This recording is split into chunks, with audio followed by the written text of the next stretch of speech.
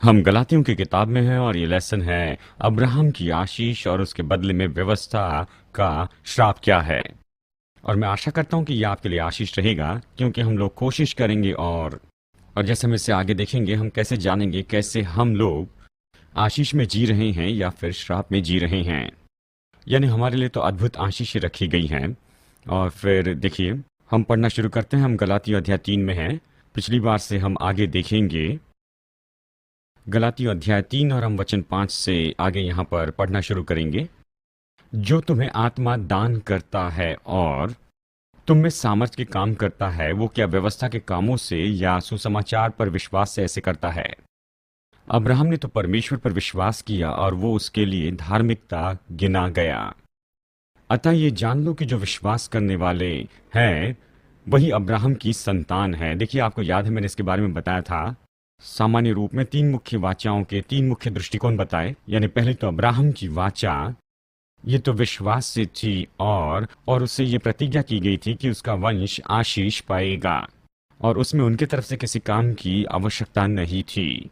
और फिर हम देखेंगे कि अब्राहम और उसके बच्चों के बच्चे, और जैसे ये वंशावली आगे बढ़ती चली गई, अब्राहम की आशीष तो उन पर थी, वो इसके कारण नहीं थी क्योंकि वो जो कुछ कर रहे थे उन्होंने गलतियां की, और यहाँ तक कि अब्राहम ने भी गलती की थी। लेकिन प्रतिज्ञा थी और वहां पर वाचा की आशीष थी। वाचा की आशीष उन पर थी और ये आधारित थी उनकी वंशावली पर। और ये तब तक शुरू रहा जब तक कि हम इस्राएली लोगों को देखते हैं वहां पर मिस्र में। यानी देखिए, ये तो इस तरह की वाचा है। और उसके बाद में हम देखते हैं कि व्यवस्था की वाचा, यानी व्यवस्था के बारे में हम बाद में अच्छे से देखेंगे। व्यवस्था की वाचा तो उनके काम पर आधारित थी, उन्हें आज्ञा माननी थी और जो कुछ भी व्यवस्था में कहा गया उसके अनुसार वो करना था, तब आशीष पाते थे। और फिर हमारे पास जो वाचा है ये तो किस पर आधारित है? उसके अनुग्रह पर, विश्वास पर आधारित है।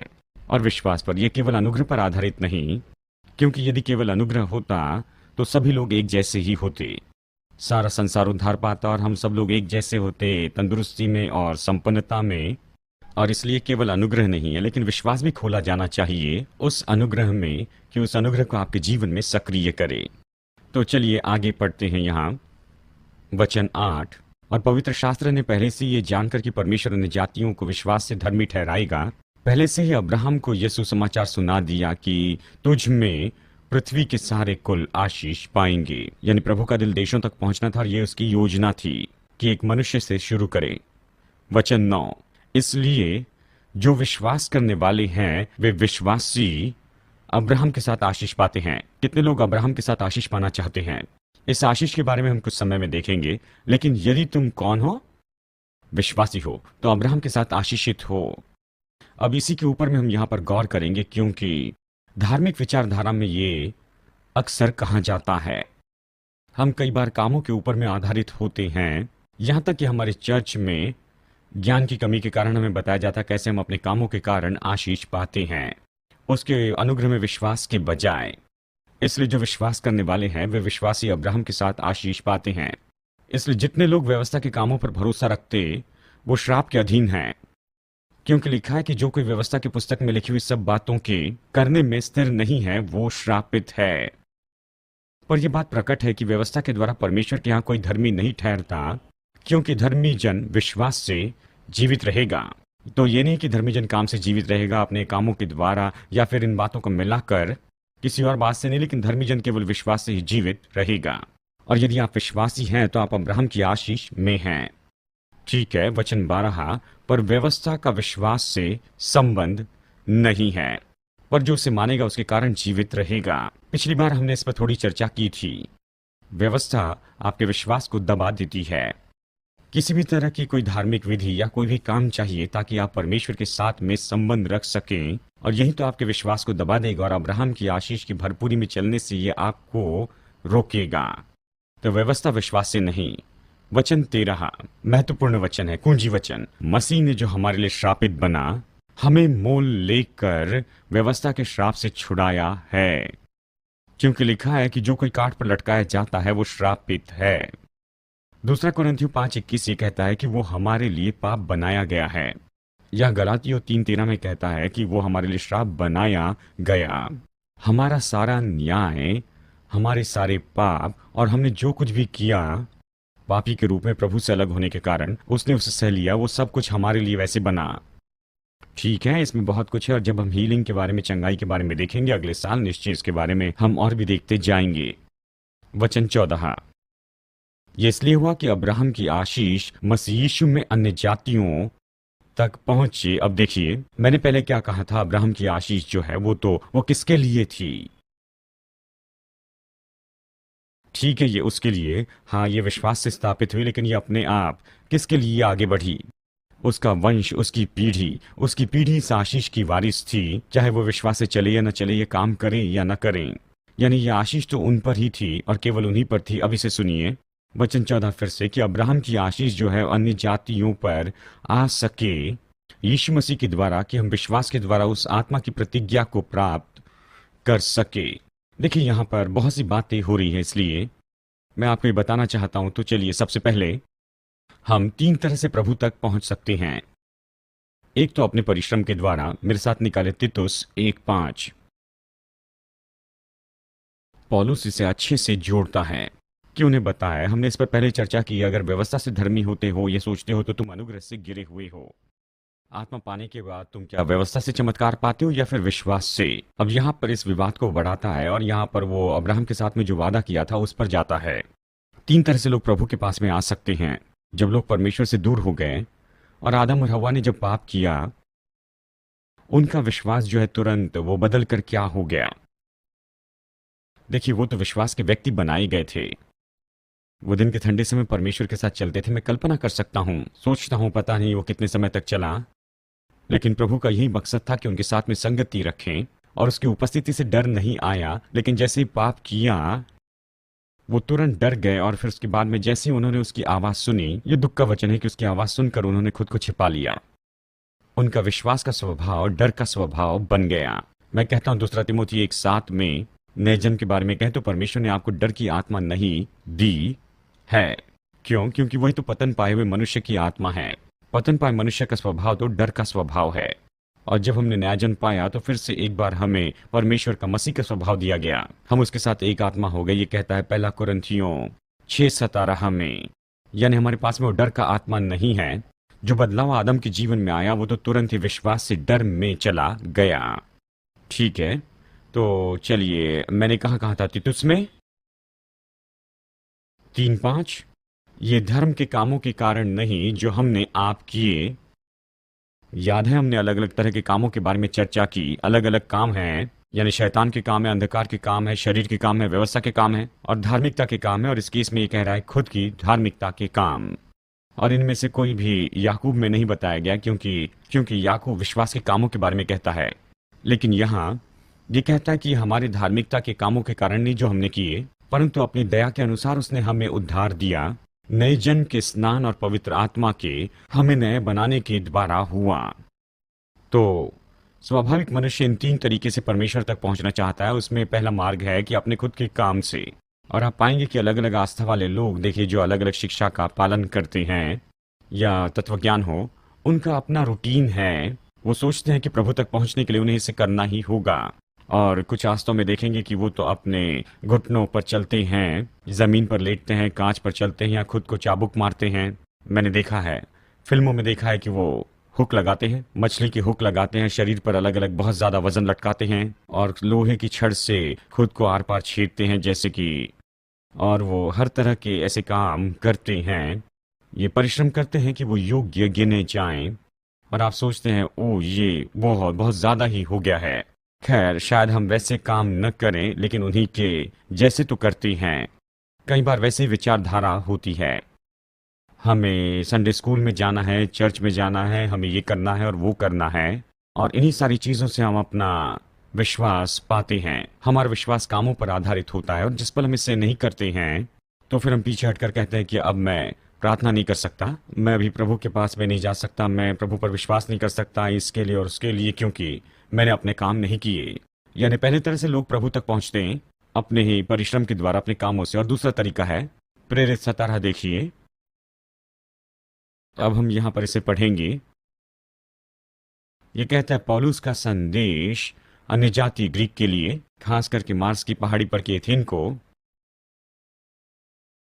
और वो उनकी धार्मिक विचारधारा को जानता था। तो लोग दूसरे तरह से प्रभु के पास आना चाहते हैं, धार्मिक कामों से, किसी तरह के धार्मिक कामों से। सारी आस्थाएं, ये तो फल हैं प्रभु से अनजान होने के कारण। जब मनुष्य गिरा वो तुरंत ही अनजान हो गया। जब आदम और हवा गिरे, जरा आप सोचिए, विश्वास बदल के डर हो गया और वो छिप गए। अब ये बताइए, क्या ये प्रकाशन के ज्ञान का चिन्ह है? ये अनजान होना है। वो तो परमेश्वर से डर गए थे जिसने अपने स्वरूप में उन्हें बनाया था। आत्मिक अनजान होना। तो सब कुछ ठीक करने के लिए उन्होंने क्या करना चाहा? अंजीर के पेड़ से अंगरखे बनाए। यानी कहा जाए तो ये पहली धार्मिक विचारधारा थी। यानी ये तो पतन पाए मनुष्य की मानसिकता थी। और कई बार विश्वासी भी इसी जाल में गिर जाते हैं कि हमारा जो सिस्टम है वो किस तरह से होना चाहिए कि प्रभु को खुश रखे। तो पौलुस यहाँ पर प्रचार कर रहा है एथेन के अन्य जाति और ग्रीक से। अध्याय 17 वचन 22 देखिए। तो पौलुस ने वहां बीच में खड़े होकर कहा, एथेंस के लोगों, मैं देखता हूं कि तुम हर बात में देवताओं के बड़े मानने वाले हो। क्योंकि मैं फिरते हुए जब तुम्हारी पूजने की वस्तुओं को देख रहा था तो ऐसी एक वेदी भी पाई जिस पर लिखा था, अनजाने ईश्वर के लिए। इसलिए जिसे तुम बिना जाने पूछते हो, मैं तुम्हें उसका समाचार सुनाता हूँ। और उनके पास वहां पर बहुत सी अलग अलग मूर्तियां थी और शायद सभी पूरे न हो, इसलिए उन्होंने वहां पर एक अनजाने ईश्वर के लिए एक वेदी बनाई। और पौलुस ने वहां पर इसलिए और कहा कि मैं तुम्हें इसके बारे में बताता हूँ और इसके बारे में तुम्हें जानना होगा। और वो उन्हें सुसमाचार प्रचार करने लगता है। और दिलचस्प बात यह है कि वो संदेश देता है और उसमें व्यवस्था के बारे में वो कुछ भी नहीं कहता है, इज़राइल का भी नाम नहीं लेता, क्योंकि उन्हें ये सुनना नहीं था। ये तो उनके लिए बिल्कुल एक अजीब सा विषय होता। लेकिन उन्हें यीशु के बारे में सुनना था कि वो क्रूस पर मरा और उसके बाद में फिर से जी उठा। ये सुसमाचार का संदेश है। ये उन्हें प्रचार करता है और उन्हें ये बताता है, वो कहता है कि उनके पाप की बातों को परमेश्वर ने अनदेखा किया। मतलब उसने बस उससे दूर कर दिया और घोषित किया कि सभी मनुष्य पश्चाताप करें और यीशु पर विश्वास करें जिसे मुर्दों में से जिलाया है। वो यही संदेश प्रचार कर रहा है। लेकिन बात तो यहाँ पर ये धार्मिक सिस्टम था। आप संसार में कहीं भी जाए, आप वहां पर एक धार्मिक सिस्टम को तो जरूर देखेंगे जो उस परंपरा के लोग मानते हैं। ये स्वाभाविक मनुष्य है। स्वाभाविक मनुष्य महसूस करता है, वो महसूस करना चाहता है कि वो किसी का भाग है और वहां पर शाश्वती है, क्रम और स्वीकार किया जाना है। और हम खुद अपने साथ ऐसा करते हैं। कोई भी जो रविवार के दिन चर्च में नहीं जाता है और उसके लिए बुरा महसूस करता है, देखिए ये क्यों है। देखिए, मैं सलाह नहीं दे रहा कि मत जाइए, क्योंकि देखिए निश्चित ही लाभ है और निश्चित बहुत ही आत्मिक संभावना आपके लिए वहां है जब आप मसीह की देह में होते हैं। लेकिन नहीं जाने से आप बुरा महसूस क्यों करते हैं?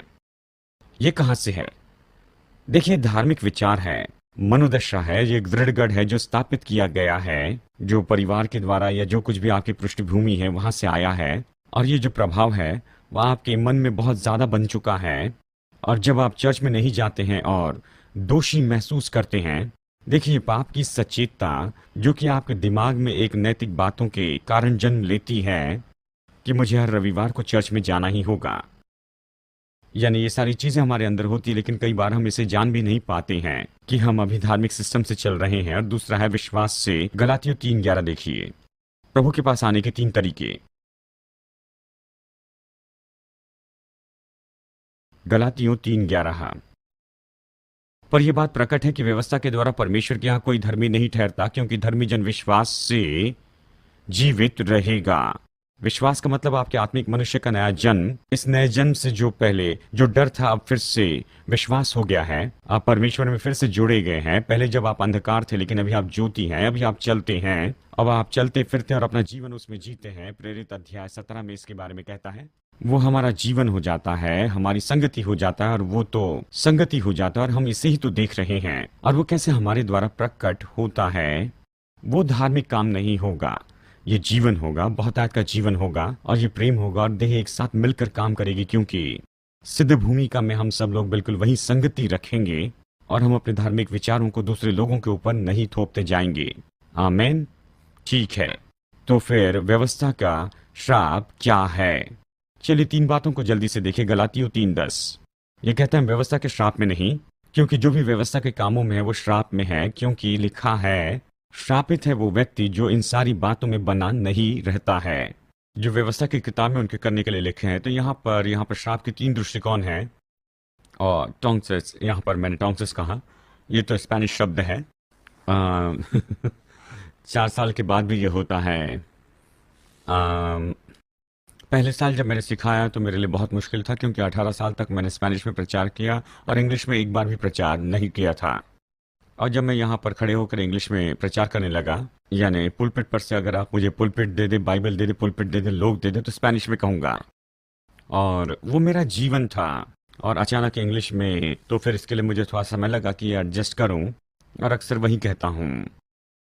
स्पेनिश आ जाती है तो कुछ भी हो। खैर, जो श्राप है, सबसे पहले व्यवस्था को मान नहीं सकते थे।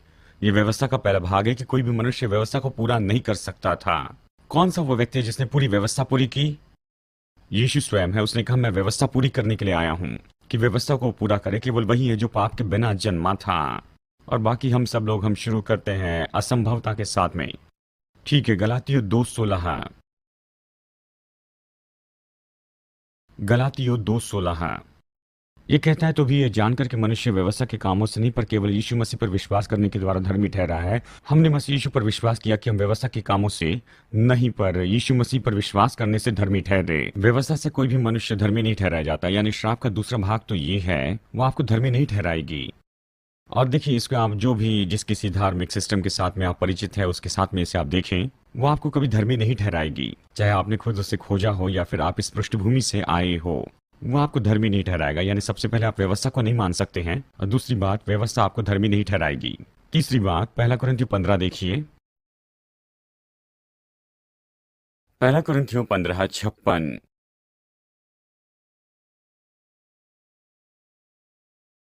1 कुरिन्थियों 15:56 कहता है कि मृत्यु का डंक तो पाप है, और इसे गौर से सुनिए, पाप का बल तो व्यवस्था है। यानी श्राप का तीसरा भाग है कि व्यवस्था ही पाप को बल देती है। कितने लोग ये समझ रहे हैं? जब भी आप नैतिकवाद की कलीसिया देखें जहां पर व्यवस्था का प्रचार किया जाता है, चाहे वो जिस किसी रूप के हो, अगर आप उसे गौर से देखेंगे तो निश्चय वहां पर आप पाप को देखेंगे पर्दे के पीछे। क्योंकि नैतिकवाद तो पाप का बल है। जितना ज्यादा नैतिकवाद होगा, पाप उतना ज्यादा बढ़ेगा। देखिए, यही तो इसके बारे में आत्मिक आत्मिक श्राप है ये। अगर आप नैतिकवाद की कलीसिया को देखें, यहां पर मैं ऐसे सबको उसमें नहीं ले रहा हूं, बस ये कहना चाहता हूं, बहुत से केसेस में देखा कि जहां पर कलीसिया में नैतिकवाद रहा सामान्य रूप में, और देखा जाए तो सबसे ऊपर, वहां पर दुचित्ता जीवन जिया गया है। वहां पर उकसाया जाना हो रहा है, वहां पर गलत व्यवहार हो रहे हैं, वहां पर हर तरह के काम पीछे हो रहे हैं, और अक्सर पीछे होते हैं लेकिन कई बार सामने भी होते हैं। क्योंकि देखिए, व्यवस्था तो यही करती है कि वो पाप को बल देती है। ये पाप को और सामर्थ्य बनाती है। तो जितना ज्यादा आप नैतिकवाद लोगों को प्रचार करेंगे, तो वो उतना ज्यादा उसके विरुद्ध में बलवा करना चाहेंगे। और इसी तरह से ये जो व्यवस्था है ऐसी काम करती है। ये पाप के स्वभाव को उकसाती है, शरीर को उकसाती है। प्रभु का धन्यवाद कि हमें पाप का स्वभाव नहीं, लेकिन अभी भी हमारे पास शरीर है। और देखिए, यहाँ पर बात तो यही है कि व्यवस्था इसे और ज्यादा बल देती जाती है। और जब भी आप ऐसे चर्च को देखते हैं जो बहुत ज्यादा नैतिकवाद वाला है, तो मैं सलाह दूंगा कि कहीं लीडरशिप के क्षेत्र में या फिर पर्दे के पीछे की बात, दूसरी कुछ बातें हो रही हैं। ये आत्मिक नियम है और ये ऐसे ही होगा। ठीक है, तो ये ऐसे श्राप है जो हमने व्यवस्था में देखे हैं। और इसलिए व्यवस्था क्यों है? गलातियों 3:19 में चले, ये तो बहुत ही भयानक है। ये क्यों दी गई है? अब्राहम के बारे में सोचिए, और अब्राहम से क्या प्रतिज्ञा की गई थी? तुझ में पृथ्वी के सारे कुल आशीष पाएंगे। उसके बीज के बारे में कहा था, उसके वंश के बारे में कहा, यानी उसने अब्राहम से प्रतिज्ञा की थी। और जो आशीषें अपने आप उसकी वंशावली में आगे बढ़ती गई, चाहे उन्होंने जो भी जैसा भी व्यवहार किया हो। लेकिन पाप तो इतना ज्यादा बढ़ता चला गया उनमें, और मूर्ति पूजा और बहुत सी बातें आप वहां पर पढ़ सकते हैं। पुराने नियम में आप पाएंगे कि बहुत सा पाप हो रहा था। कि ये विचार कि परमेश्वर चाहता था कि यहाँ पर कि इसके वंश से वो आए ताकि प्रतिज्ञा पूरी हो, वो पूरी दहशत में ही था। क्योंकि इसराइल दूसरे देशों के साथ में मिल रहा था, उनकी परंपरा को स्वीकार कर रहा था, उनसे शादी कर रहा था, वंशावली को दूषित कर रहा था। तो प्रभु की प्रतिज्ञा थी कि उसका वंश इब्राहिम से जन्मेगा। जरूरी था कि उस वंश को बचा कर रखा जाए। यानी यही तो वो वातावरण था कि व्यवस्था क्यों आई थी। तो ठीक है, मैंने क्या कहा? गलातियों 3:19। तब फिर व्यवस्था क्यों दी गई? वो तो अपराधों के कारण बाद में दी गई थी कि उस वंश के आने तक रहे जिसको प्रतिज्ञा दी गई थी, और वो एक स्वर्गदूत के द्वारा मध्यस्थ के हाथ ठहराई गई। मध्यस्थ तो एक का नहीं होता, परंतु परमेश्वर एक है। अम, खैर, इसके बारे में बताने के लिए समय नहीं, लेकिन ये वाचा जो परमेश्वर ने अब्राहम से बांधी थी, वहां पर जलता हुआ पलीता था, और अंगीठी थी जो जानवर के उस टुकड़े में से होकर चली, एक पिता को और एक पुत्र को दर्शाता था। वाचा पिता और पुत्र के बीच में बांधी गई। हमारे लिए ये तो एक अलग विषय है, इसके बारे में हम कभी और देखेंगे। ठीक है, देखते हैं वचन 21। तो क्या व्यवस्था तो क्या व्यवस्था परमेश्वर की प्रतिज्ञाओं के विरुद्ध में है? कदापि नहीं, क्योंकि यदि ऐसी व्यवस्था दी जाती जो जीवन दे सकती थी, तो सचमुच धार्मिकता व्यवस्था से होती। एक और बात, व्यवस्था जीवन नहीं दे सकती थी। यीशु आया कि हम जीवन पाएं। व्यवस्था जीवन नहीं देती है, परंतु पवित्र शास्त्र ने सबको पाप के अधीन कर दिया, ताकि वो प्रतिज्ञा जिसका आधार यीशु मसीह पर विश्वास करना है, विश्वास करने वालों के लिए पूरी हो। तो यहाँ ये व्यवस्था क्यों दी गई है? क्योंकि प्रभु ने देखा कि पाप उसके लोगों के साथ क्या कर रहा है। वो तो वहां पर उस वंश को लाने वाला था, वो तो भ्रष्ट होने वाले थे, दूषित हो रहे थे, भ्रष्ट हो रहे थे, मूर्ति पूजा में गिर रहे थे, जैसे मैंने कहा, दूसरे वंश में शादी कर रहे थे, और वो वंश खो रहे थे। तो यहाँ पर व्यवस्था लाई गई कि इसराइल को घेरे रखे और उन्हें एक समूह के लोगों में बनाए रखे, जिसके द्वारा वो वंश सही समय पर जन्म ले सके। अगर ऐसा नहीं होता तो हजारों साल बाद कोई कुंवारी वहां पर नहीं होती, किसी वंशावली को वहां पर नहीं देख सकते थे। वो तो वहां पर दूसरे देशों के द्वारा पूरी तरह खत्म हो जाते। तो उसने वहां पर व्यवस्था लाई कि इन लोगों को अलग रख सके, कि उन्हें अलग रख सके अपने उद्देश्य के लिए। उसका उद्देश्य तो हमेशा प्रतिज्ञा थी। ठीक है, चलिए देखते आगे कहां पर जाएं। चलिए वचन 24 और 25 पढ़ते हैं। क्या मैंने पढ़ लिया है? वचन 24, इसलिए व्यवस्था मसीह तक पहुंचने के लिए हमारी शिक्षक हुई कि मसीह तक लेकर आए, कि हम विश्वास से धर्मी ठहरे। अब यहाँ इस संदर्भ में वो यहूदियों से कह रहा था जो व्यवस्था में थे। उसने मार्स हिल पर इसे यूनानियों को प्रचार नहीं किया, लेकिन व्यवस्था जानने वालों को ये लिखता है। यानी सुसमाचार प्रचार करने के दो तरीके हैं। ठीक है, वो कहता है वो शिक्षक है, लेकिन 25 में कहता है कि परंतु जब विश्वास आ चुका, तो अब हम शिक्षक के अधीन न रहें, क्योंकि तुम अब सब विश्वास के द्वारा जो मसीह यीशु पर है परमेश्वर की संतान हो। ठीक है, यहां पर क्या कहा है? विश्वास तो इसके पहले अस्तित्व में था। विश्वास इसके पहले अस्तित्व में था, और देखिए इब्रानियों 11 में जो है विश्वास के वीर बताए गए, और वो तो व्यवस्था में ही थे। तो हम केवल विश्वास के विषय नहीं कह रहे, हम उद्धार के विश्वास के बारे में कह रहे हैं। उद्धार का विश्वास वहां पर नहीं था, लेकिन जब विश्वास यीशु मसीह के द्वारा आया, हमने उद्धार पाया, हम छुड़ाए गए हैं, फिर से नए बनाए गए, नया स्वभाव आया। तो अब व्यवस्था जरूरी नहीं है। तो वो कहता है विश्वास से तुम परमेश्वर की संतान हो मसीह यीशु में। चलिए इस अध्याय को यहां पर खत्म करते हैं, फिर आगे हम देखेंगे। परंतु तुम में से जितनों ने मसीह में बपतिस्मा लिया, उन्होंने मसीह को पहन लिया है।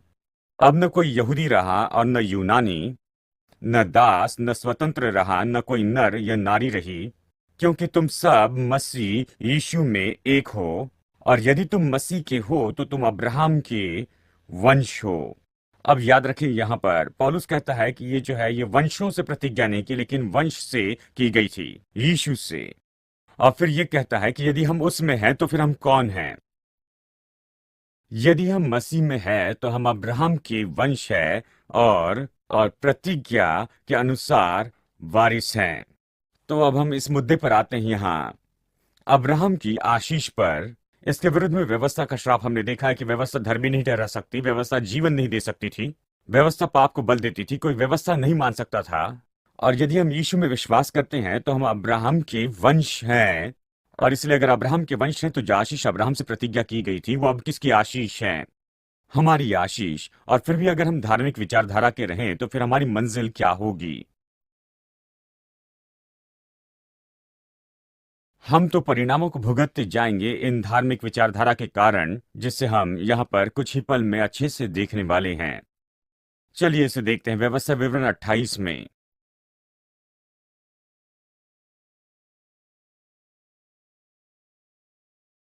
खैर, यदि अब तक आपने ध्यान नहीं दिया है, तो प्लीज अभी ध्यान दीजिए। ठीक है, क्योंकि ये ऐसी बात है जो सच में आपकी मदद करेगी अगर आप ध्यान से सुने। ये बाइबल का शब्द है, मेरी बात ध्यान से सुने। और अगर आप वचन की ओर ध्यान देते हैं तो आप इस बात को पहचान पाएंगे कि परमेश्वर के अनुग्रह में आप कहां पर हैं, क्योंकि हम अनुग्रह के बारे में कहते हैं और अनुग्रह को ही दूर कर देते हैं। कहते हैं प्रभु हमसे कितना प्रेम करता है, अच्छा है, आमेन, लेकिन मैं जीवन में परिणाम देखना चाहता हूं। मैं अनुग्रह की थ्योरी नहीं चाहता हूं, मैं अनुग्रह की सामर्थ को देखना चाहता हूं जो मुझे और मेरे परिवार और मेरी परिस्थिति को बदलती जाती है। तो मैं कैसे जानूंगा? चलिए देखते हैं कि व्यवस्था क्या देती है। व्यवस्था विवरण 28 में यहाँ पर वचन कहता है, यदि तो अपने परमेश्वर यहोवा की सब आज्ञाएं और जो आज मैं तुझे सुनाता हूं चौकसी से पूरी करने को चित्त लगाकर उसकी सुने। ये उनके काम पर आधारित बात थी। चौकसी से पूरी करने को चित्त लगाकर उसकी सुने तो वो तुझे पृथ्वी की सब जातियों में श्रेष्ठ करेगा। मेरे पास ये सब देखने के लिए समय नहीं, लेकिन पहला पत्रस 2 सोचिए कि हम लोग कौन हैं। हम उसकी नीज प्रजा है, पवित्र लोग हैं, हमें अलग किया गया है। यानी हमारे बारे में जो भी बताया गया है यहाँ पर ये बता रहा है कि हम लोग मसीह यीशु में कौन हैं। तो क्या हम परमेश्वर के लिए पवित्र प्रजा नहीं हैं? क्या हम मसीह की देह नहीं हैं? अब ये कामों से नहीं है, लेकिन यीशु के द्वारा हम उस वंश में हैं। हम मसीह में हैं, हम अब्राहम की आशीष में हैं। तो चलिए देखते हैं कि हम आशीष को कैसे पहचाने। वचन 2, फिर अपने परमेश्वर यहोवा की सुनने के कारण ये सब आशीर्वाद तुझ पर पूरे होंगे और तुझ पर छा जाएंगे। हमारे संदर्भ में अगर तुम विश्वास करो, ये सारी आशीष आप पर आएगी यदि आप विश्वास करें। धर्मी जन विश्वास से जीवित रहेगा, विश्वास से। ठीक है, धन्य हो तू नगर में, धन्य हो तू खेत में, धन्य हो तेरी संतान और तेरी भूमि की उपज और गाय और भेड़ बकरी और पशुओं के बच्चे, ये जो भी हो, और तुम्हारी भेड़ बकरियां। धन्य हो तेरी टोकरी और तेरी कठौती, आपके सारे स्रोत, आपकी बढ़ोतरी। धन्य है तू भीतर आते समय और धन्य है तू बाहर जाते समय। आपके प्रतिदिन के व्यवहार में परमेश्वर की कृपा आपके ऊपर में रहेगी यदि आप विश्वास से जीते हैं। तो ये सारी चीजें दे दी गई हैं। आगे कहता है वचन 7, यहोवा ऐसा करेगा कि तेरे शत्रु जो तुझ पर चढ़ाई करेंगे वे तुझसे हार जाएंगे। वो एक मार्ग से तुझ पर चढ़ाई करेंगे परंतु तेरे सामने से 7 मार्ग से होकर भाग जाएंगे। यही वो बात है जो मैं आपको कल बता रहा था। यही तो विश्वास से चलना है, मसीह यीशु के अधिकार में चलना है। और चाहे जितनी भी दुष्ट आत्माएं मेरे विरुद्ध में आए, कोई परवाह नहीं, उनके पास कोई मार्ग नहीं है, क्योंकि मैं अब्राहम की आशीष में चल रहा हूं। मसीह यीशु में मैं कौन हूं? उस आशीष में चल रहा हूं। मैं प्रधानताएं और अधिकार के बहुत ऊपर में बैठा हुआ हूं। और इसी तरह से आप सच में जानेंगे कि क्या मैं अब्राहम की आशीष में सच में चल रहा हूं, क्या मैं अधिकार में चल रहा हूं, अपने जीवन में बढ़ोतरी को देख रहा हूं। सड़क ऊपर नीचे होगी, हर एक के जीवन में उतार चढ़ाव होते हैं, लेकिन मैं ये कह रहा हूं कि अगर मेरे जीवन की मनोदशा ये है, बहुगुणन बढ़ोतरी और संपन्नता की ओर ही हर एक स्तर पर, क्या ये मेरी मनोदशा है? पौलुस को भी ऊपर और नीचे रहना सीखना पड़ा, क्योंकि जीवन ऐसे ऊपर नीचे होता है।